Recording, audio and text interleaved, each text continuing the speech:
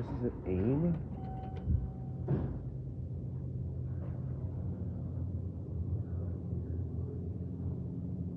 I think these were Otis.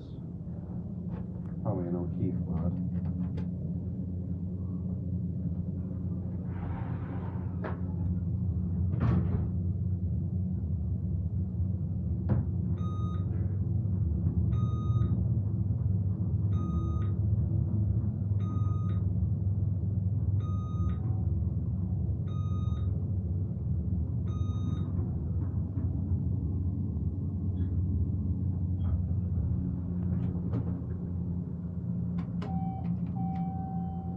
Yeah, this is probably O'Keefe. O'Keefe used those square innovation buttons.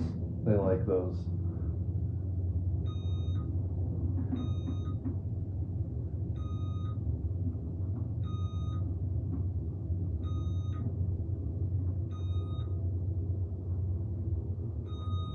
This is the Exchange Building, it's called. The Exchange Building.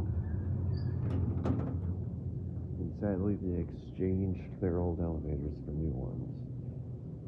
That's with the name. Anyway, that's it.